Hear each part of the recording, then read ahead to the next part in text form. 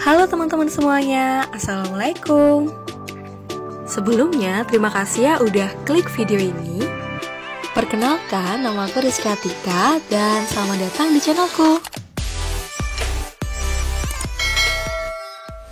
Halo rekan-rekan semuanya, hari ini aku bakal share terkait salah satu pertanyaan yang sering ditanyakan oleh rekan-rekan nih. Bagaimana sih jawaban yang tepat, singkat, jelas dan juga padat pada saat dosen penguji kita menanyakan apa sih maksud dari uji validitas dan reliabilitas? Biasanya pertanyaan ini adalah pertanyaan untuk sekedar menguji. Sebenarnya kita paham nggak sih dengan proses analisis data yang akan kita lakukan? Nah, makanya jangan sampai kita menulis di proposal, tapi ternyata kita nggak paham sama maksud dari pengujian tersebut. Nah, yaudah tanpa lama-lama lagi, yuk kita mulai pembahasannya. Oke, kita mulai dulu ya dari uji validitas. Uji validitas ini menjadi uji yang pertama kali dilakukan. Nah, kenapa sih kok pertama kali dilakukan, Kak? Karena tujuan dilakukannya uji validitas ini dikarenakan kita ingin memastikan apakah kuesioner yang sudah kita susun dan juga diisi oleh responden dapat mengukur apa yang seharusnya diukur. Nah, apakah kemudian variabel yang sudah kita tentukan dapat diukur dari indikator-indikator yang sudah kita tuliskan tersebut? Sehingga di SPSS nanti ketika kalian sudah melakukan analisis data, kita dapat mengetahui nilai validitas dengan cara mengkorelasikan skor dari setiap pertanyaan dengan skor totalnya. Oke, aku kasih langsung contohnya ya. Nah, untuk uji validitas pada contoh ini, kita bisa langsung mengikuti prosedur atau tutorial SPSS yang kebetulan tidak akan aku jelaskan di video ini. Tapi nanti kalau misalkan kalian butuh, aku juga bisa bikin videonya.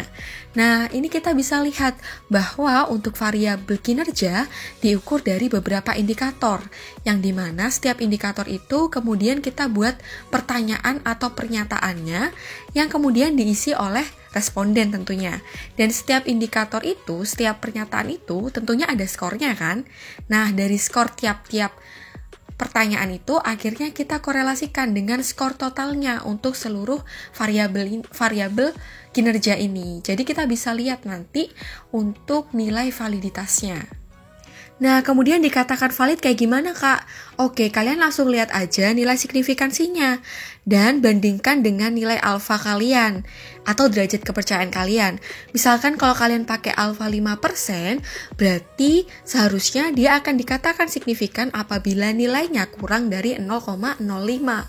Nah, kita lihat nih, ini nilai signifikansinya banyak yang 0,00, 0,001 gitu. Nah, berarti kita tahu bahwa seluruh indikator ini bisa dikatakan valid atau kuesioner kita itu sudah valid. Seperti itu rekan-rekan. Jadi udah paham ya apa gunanya uji validitas ini untuk mengukur apa yang seharusnya diukur.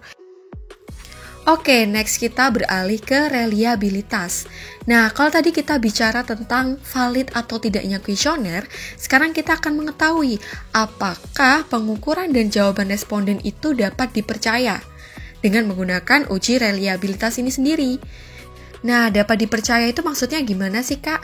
Oke, misalnya hari ini kita nyebarin kuesioner ke responden. Lalu jawaban responden itu B, mayoritas B, katakanlah gitu. Lalu kita coba uji lagi nih di besok harinya gitu. Nah, harapannya jawabannya pun juga akan tetap B. Ataupun kalau di total dari seluruh jawaban masih terbilang konsisten untuk yang menjawab B, tidak berubah sedemikian fluktuatifnya. Nah, kalau begitu kita bisa melihat apakah data yang kita peroleh itu bisa dipercaya atau tidak dinilai dari nilai Cronbach alpanya. Ketika kalau ngomong uji reliabilitas pasti kita akan membandingkan dengan nilai Cronbach alpanya seperti itu. Nah, kalau di SPSS kalian bisa ikuti juga tutorialnya. Jika nilai Cronbach alpanya itu di atas 0,6, berarti kalian sudah lolos uji reliabilitas. Jadi intinya di uji reliabilitas kita ingin tahu apakah jawaban yang kita dapatkan itu sudah dapat dipercaya atau enggak. Maksudnya responden itu juga tidak asal-asalan untuk menjawab kuesionernya kita, tidak seberapa pelin-pelan gitu ya. Itu untuk diuji reliabilitas. Oke, jadi itu tadi ya untuk penjelasan uji validitas dan juga reliabilitas. Cukup bisa ditangkap ya untuk penjelasan yang aku jelaskan.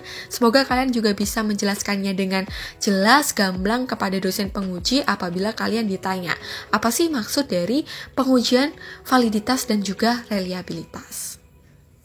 Sekian dulu untuk video kali ini, semoga teman-teman suka ya dengan video yang Atika buat. Kalau suka, jangan lupa klik tombol like dan juga subscribe ya.